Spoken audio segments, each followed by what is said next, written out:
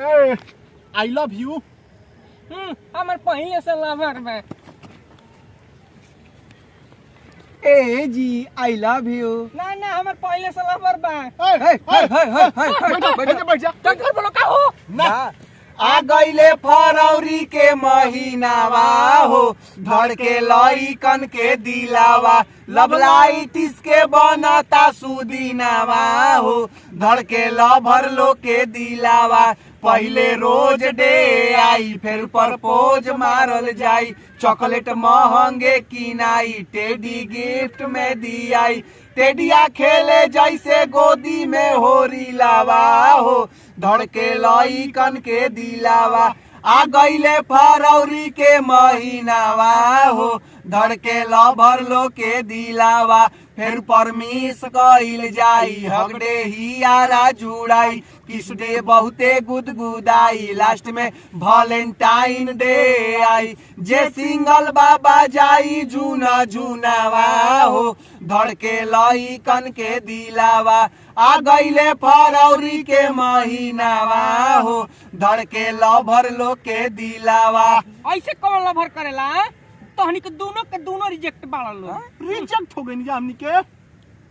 ऐसे मत करा रिजेक्ट हो कई साल से इंतजार करतनी जा पिछला 3 वैलेंटाइन से तार पीछा करतनी हम कितना प्यार करी ना तारा कुछ बुझाते नहीं के। तो हम का करी हमर लवर हमरे से बहुत प्यार करेला हम ओकरा से आजीवन प्यार करब मर जाई देखा तू अपना लवर कवर का होने फेंक हमार प्यार एक्सेप्ट कर तारा के कोई भाई बड़ा तू ही बड़का छछलो ए कैसन बाड़ी हो ए भाई हां तना सुंदर बाड़ी इनका कितना सुघर फूल तना कितना बढ़िया फूल निकल में तब हमरा हां फूल से हई हमारा जैसन कुल के फूल बनावल चाहत र भाई हां ई तो रोलर बन के हमनी के दोनों आदमी के दिल पे चल गइल रे कुछ नहीं बुक नहीं कर दे। अरे सुना ना देखो हाउ तो पानी कमो करत हुई हम तरह से बेहद प्यार करी ना प्लीज मान जा जाय दो लवर हमर प्यार कर कम करनी रे बड़काई बते कर लेना कम आ जला बाहर। अच्छा लड़ोल जन तो हमरा के जाय सुना ना मान जा ना हमनी के उम्र तक बीता तब हेता बाणे मर जाय तब हम का करी हमर लवर का करी।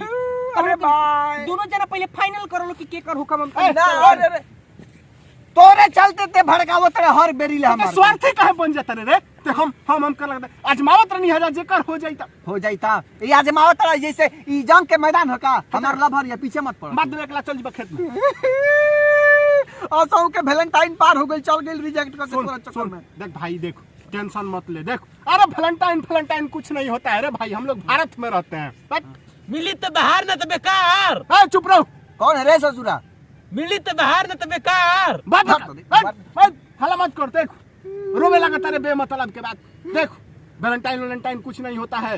हम लोग चल के बजरंग दल ज्वाइन करेंगे अब। बजरंग दल हाँ प्यार वार अब कुछ नहीं होगा हट मिली तो बाहर न तो बेकार। तो मार लगा तू तोरा के दमन बे तू जा बजरंग दल ज्वाइन करो हम जाते नहीं अपना मैडम के फिर दूसरा इंतजार करो। आई लव यू तुरंत के बताओ तो अरे है जानो सिंगल पैदा होना गुनाह नहीं है सिंगल मरना गुनाह है प्लीज एक्सेप्ट कर लो।